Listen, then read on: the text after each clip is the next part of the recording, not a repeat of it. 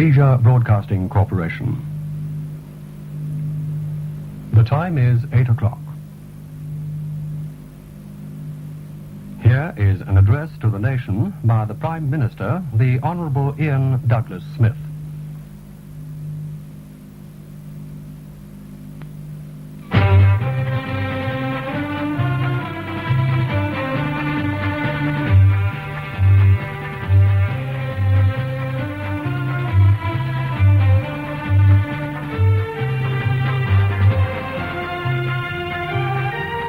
Good evening.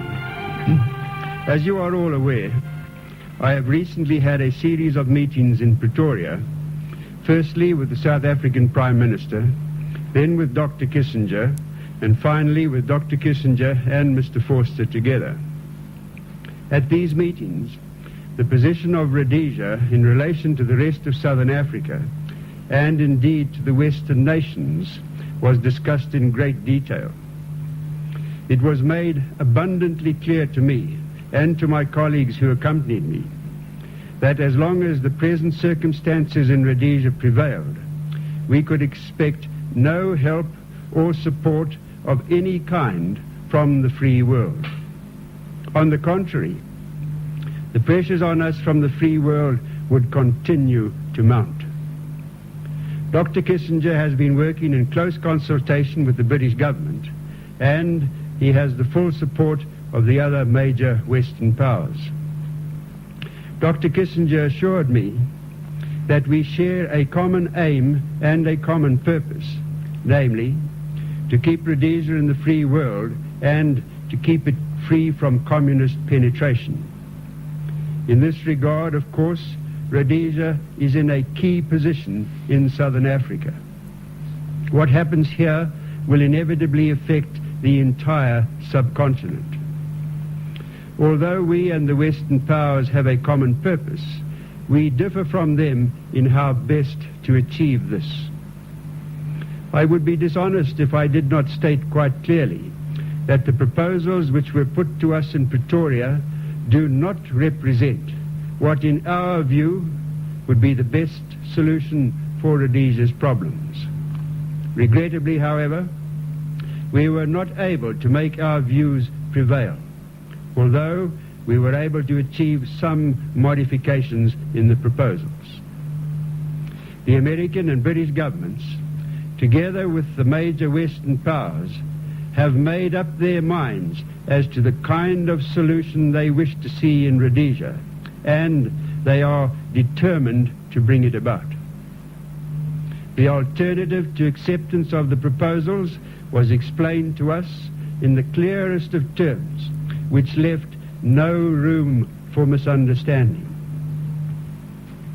Since our return, Cabinet have examined in great detail and in all its aspects the choice which faces us, and we have done this in full knowledge of the heavy responsibility which we carry for the welfare and the safety of all Rhodesians, black and white.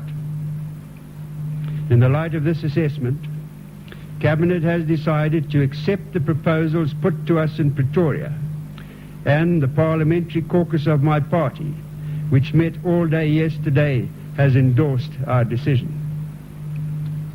Before I spell out these proposals in detail, there are some general comments I should make. The proposals represent what, in negotiating parlance, is usually called a package deal, which means that some aspects are more readily acceptable than others. Firstly, on the positive side, as soon as the necessary preliminaries have been carried out, sanctions will be lifted and there will be a cessation of terrorism. Dr. Kissinger has given me a categorical assurance to this effect, and my acceptance of the proposals is conditional upon the implementation of both of these undertakings. In the light of previous experience, there will be some understandable skepticism regarding the undertaking that terrorism will cease. But on this occasion, the assurance is given not only on the authority of the United States government, but of the British government as well. Since the weekend meetings, we have reiterated to Dr. Kissinger and those who are working with him our concern over their ability to fulfill their undertaking to halt terrorism. And we stress the responsibility which they carry in this regard. They have reaffirmed to us their conviction that they will be able to ensure the implementation of this condition.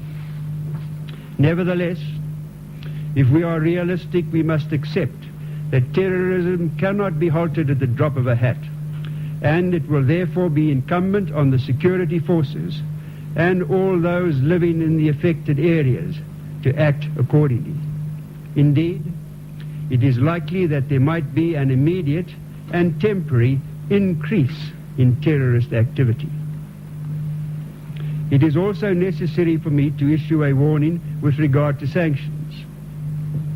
It is essential that the security of commercial information should be strictly preserved in the coming months, and all those concerned are urged to be particularly careful not to reveal any information bearing on the breaking of sanctions. Secondly, together with the lifting of sanctions in all their forms, there will be an injection of development capital which will provide an immediate stimulus to the economy.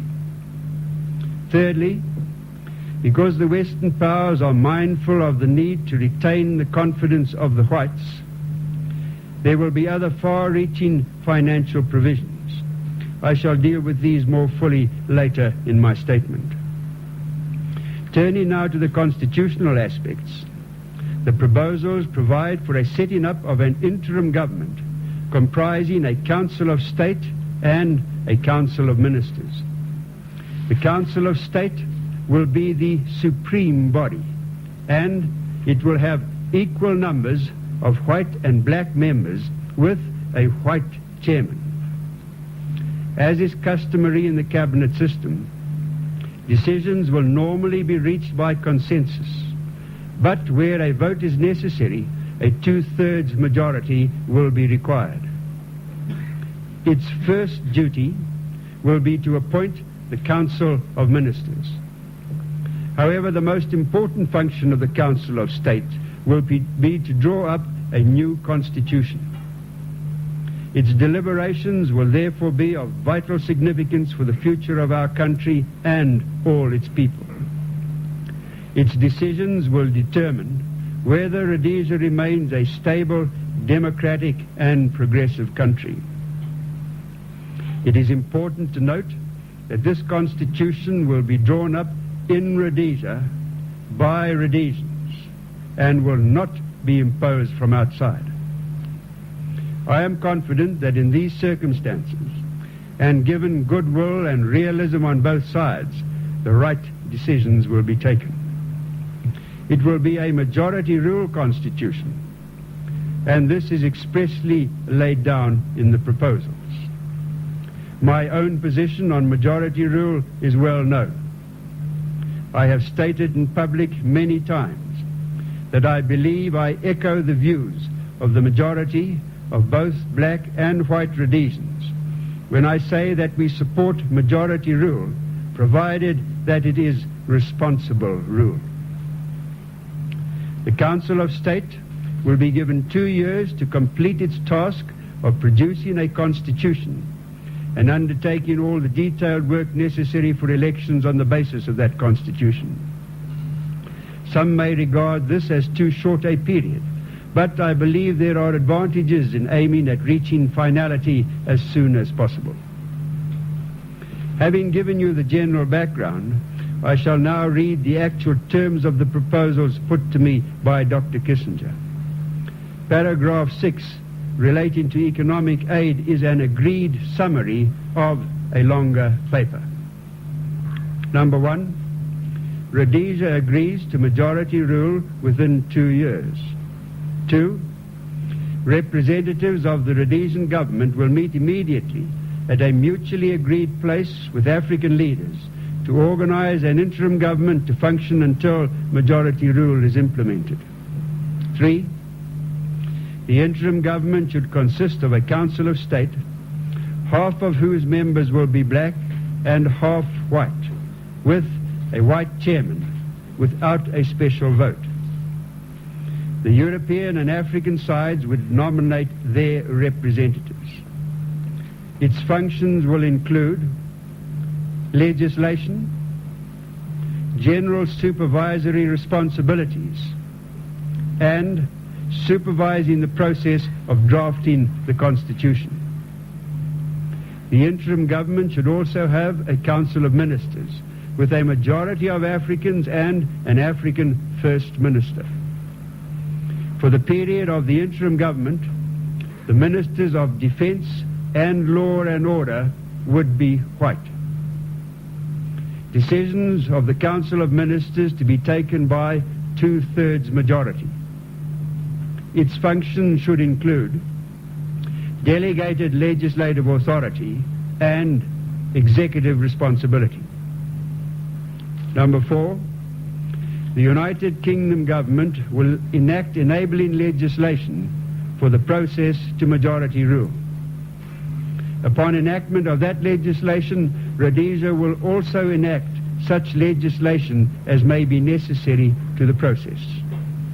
5, upon the establishment of the interim government, sanctions will be lifted and all acts of war, including guerrilla warfare, will cease. 6, substantial economic support will be made available by the international community to provide assurance to Rhodesians about the economic future of the country. A trust fund will be established outside Rhodesia, which will organize and finance a major international effort to respond to the economic opportunities of this country and to the effects of the changes taking place. The fund will, inter alia, support the internal and external economic circumstances of the country and provide development assistance, guarantees, and investment incentives to a wide variety of projects. The aim will be to expand the industrial and mineral production of the country, to enhance agricultural potential by suitable land utilization and development programs, and to provide the necessary training and educational facilities to provide the essential flow of skills.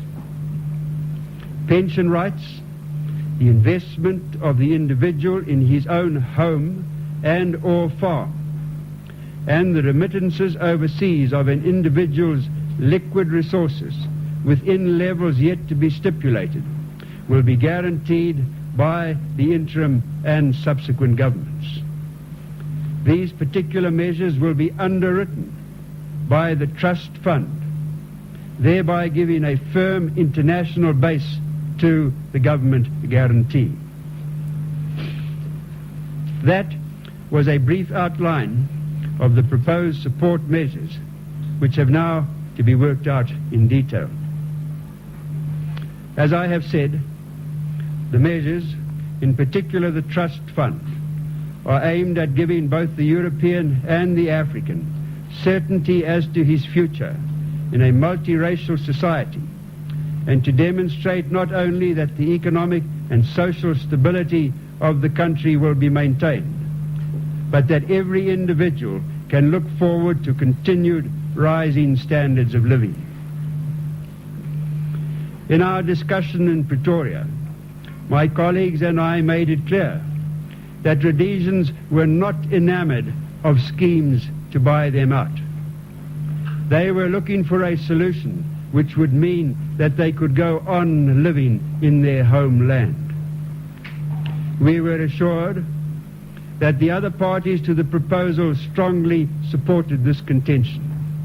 Accordingly, whatever plan is produced to assist those who decide to leave, the incentive should be aimed at making it worthwhile for Rhodesians to stay. Those are the proposals which were put to us in Pretoria. With the agreement of Cabinet and with the support of caucus, I have sent a message to Dr. Kissinger indicating my acceptance of the proposals, subject to their being accepted by the other parties involved, and, as I stated earlier, subject to the lifting of sanctions and the cessation of terrorism. The next stage will be the meeting between government representatives and African leaders to set up the Council of State as the first stage of establishing the interim government. This, I hope, will take place as soon as possible, because once the decision is taken, it will be in the best interests of Rhodesia to proceed without delay. I have given you the more important parts of what transpired during these negotiations. Were I to continue talking for the next 2 hours, I would not be able to tell you everything. And unfortunately, there is much which cannot be disclosed in public.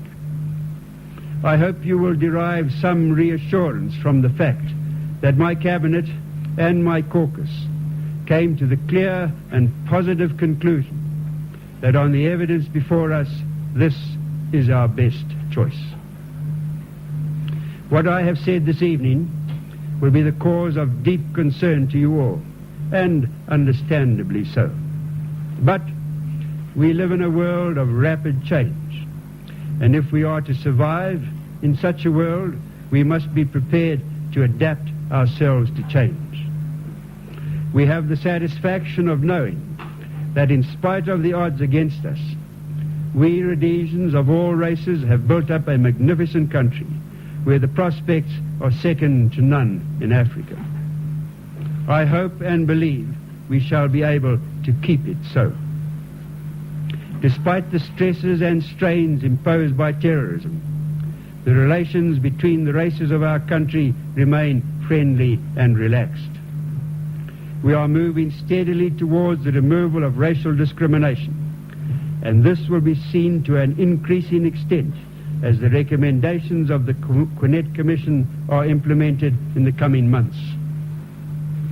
I believe that it is incumbent on all of us, white and black alike, to act with dignity and restraint in the testing time which lies before us, and to create the right atmosphere to enable those charged with drawing up the new Constitution to proceed expeditiously with their important task. Clearly, this agreement doesn't give us the answer which we would have liked.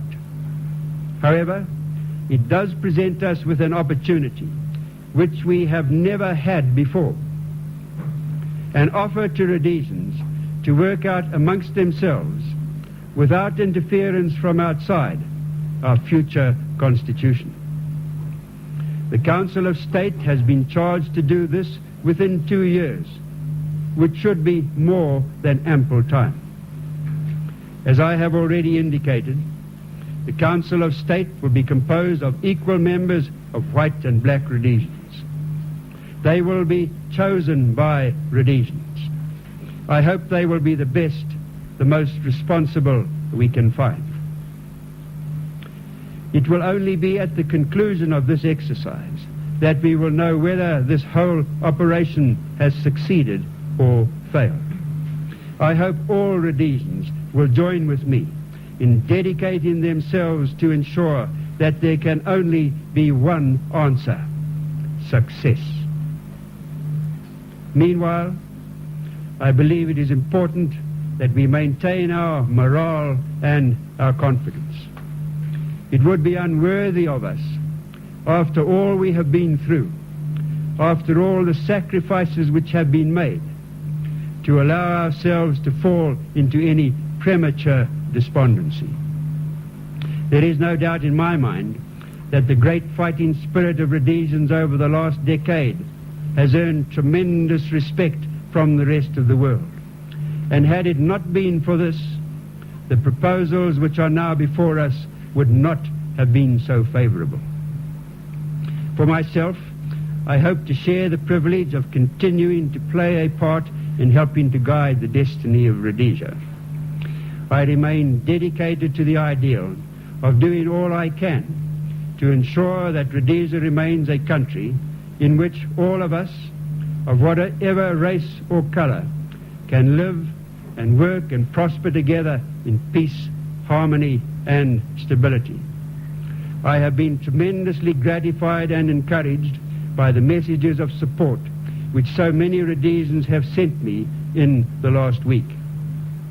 I am confident that the spirit of determination of Rhodesians remain undaunted, and that we shall go forward together towards our goal. Let me end by quoting a few words spoken by Winston Churchill during the last World War. Now is not the end. It is not even the beginning of the end, but it is perhaps the end of the beginning. Good night, and may God be with you all during these trying times.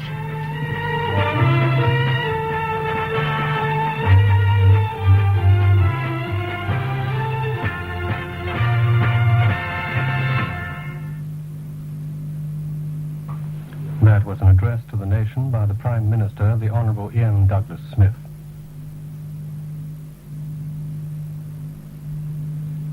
Our next program follows at 8:30.